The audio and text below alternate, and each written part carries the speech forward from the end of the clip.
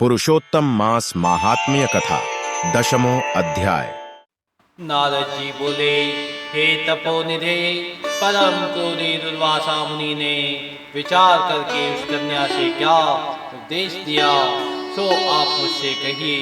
सूत जी बोले, हे द्विजों, नारद का वचन सुनकर समस्त प्राणियों का हित कर दुर्वासा का गुहा वचन बद्री नारायण बोले। श्री नारायण बोले, हे नारद, मेघावी ऋषि की कन्या के दुख को दूर करने के लिए दुर्वासा ऋषि ने जो कहा वह सुनो। दुर्वासा ऋषि बोले, हे सुंदरी, गुप्त से भी गुप्त उपाय में तुझसे कहता हूँ, यह विषय किसी से भी कहने योग्य नहीं है। तथापि तेरे लिए तो मैंने ये विचार ही लिया है। मैं विस्तार पूर्वक न कहकर तुझसे संक्षेप में कहता हूँ। हे सुभगे, इस मास से तीसरा मास जो आवेगा वह पुरुषोत्तम मास है। इस मास में तीर्थ में स्नान कर मनुष्य भ्रूण हत्या से छूट जाता है। हे सुंदरी, कार्तिक आदि 12 मासों में इस पुरुषोत्तम मास के बराबर कोई मास नहीं है। जितने मास तथा पक्ष और पर्व हैं, वे सब पुरुषोत्तम मास की 16वीं कला के बराबर भी नहीं है। वेदोक्त साधन और परम पद प्राप्ति के साधन हैं, वे भी इस मास की 16वीं कला के बराबर नहीं है। 12,000 वर्ष गंगा स्नान करने से जो फल मिलता है और सिंहस्थ गुरु में गोदावरी पर एक बार स्नान करने से जो फल मिलता है, हे सुंदरी, वह फल पुरुषोत्तम मास की किसी भी तीर्थ पर एक बार स्नान करने से मात्र से मिल जाता है। हे बाले, यह मास श्री कृष्ण का अत्यंत प्यारा है और नाम से ही यह भगवान का स्मारक है।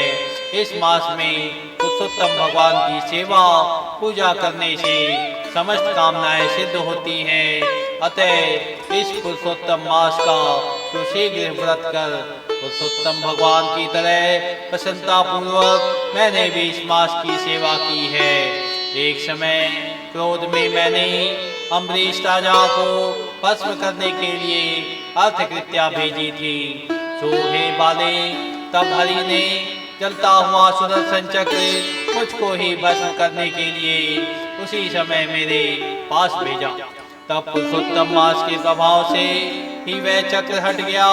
हे सुंदरी, वह चक्र त्रिलोक को भस्म करने का सामर्थ्य रखने वाला जब मेरे पास आकर खाली चला गया, तब मुझे बड़ा विस्मय हुआ।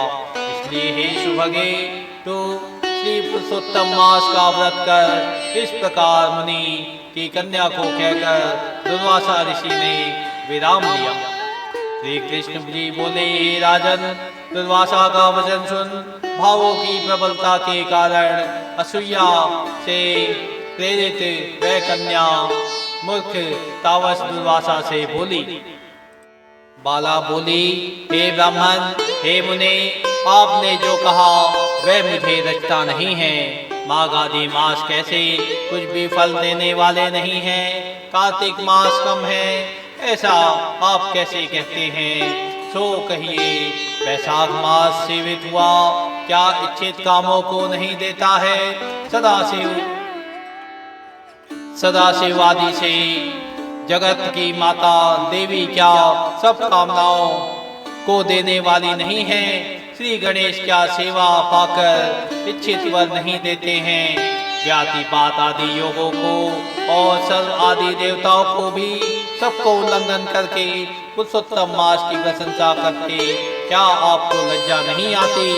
यह मास तो बड़ा मलिन और सब कामों में निंदित है।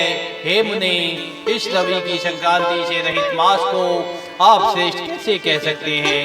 सब दुखों को छुड़ाने वाले परम श्री हरि को मैं जानती हूँ।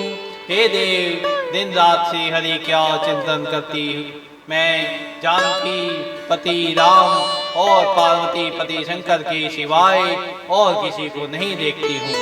हे विपेंद्र, अन्य कोई भी देवता ऐसा नहीं है जो मेरे इस दुख को दूर करे।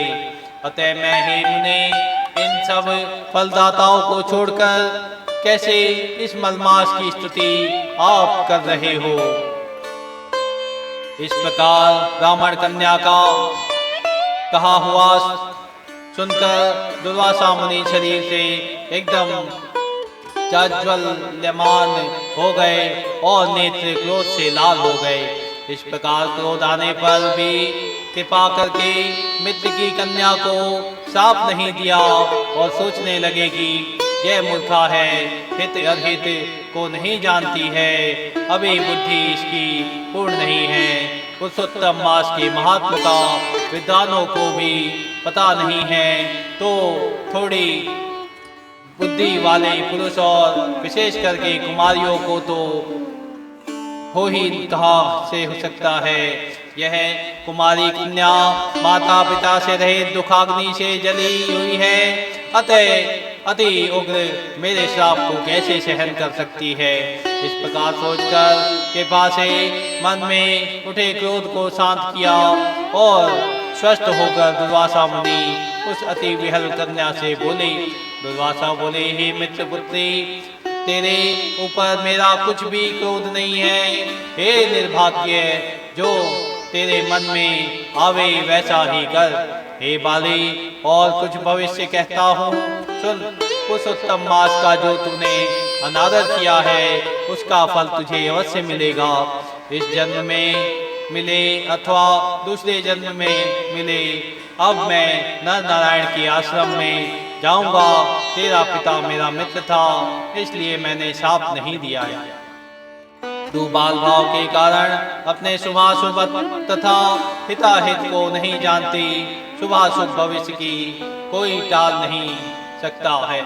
अच्छा, हमारा बहुत समय व्यतीत हो गया, अब हम जाते हैं, तेरा कल्याण हो। श्री कृष्ण जी बोले। ऐसा कहकर महाक्रोधी दुर्वासा मुनि शीघ्र चले गए।